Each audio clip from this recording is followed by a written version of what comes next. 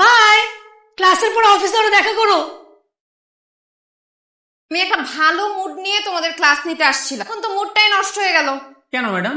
ক্লাসের মাঝখানে এরকম দাদার বয়সী একটা লোক বসে থাকলে ক্লাস নিব কিভাবে? ম্যাডাম, আমি আপনার বয়ফ্রেন্ডের বয়সী হতে পারি, আমি কিভাবে আপনার দাদার বয়সী হলাম?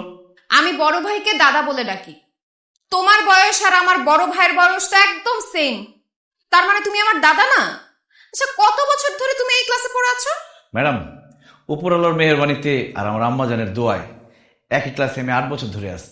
8 বছর ধরে একই ক্লাসে পড়ে আছো, প্রতি বছর ফেল করতেছো, তোমার কি লজ্জা করে না? জি না ম্যাডাম, লজ্জা লাগে না, গর্ব হয়।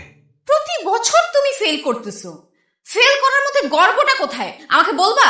ম্যাডাম, বর্তমান যুগে পাশ করা খুবই সহজ, যে কোনো স্টুডেন্ট কয়েকদিন ভালো করে পড়াশোনা করলেই পাশ করতে পারবে, কিন্তু ফেল করা খুবই কঠিন। কিভাবে? একজন ছাত্রকে ফেল করতে হইলে দিনের পর দিন, বছরের পর বছর বই থেকে দূরে থাকতে হয়, পরীক্ষা ফাঁকি দিতে হয়, ক্লাস ফাঁকি দিতে হয়, টিচারের কাছে বকা খেতে হয়, বাবা মায়ের কাছে ঝাড়ুর বাড়ি খেতে হয়, আত্মীয় স্বজন বন্ধু বান্ধবের কাছে কটু কথা শুনতে হয়, গার্লফ্রেন্ডের কাছে ছ্যাঁকা খেতে হয়, তারপরেই না একজন স্টুডেন্ট ফেল করে।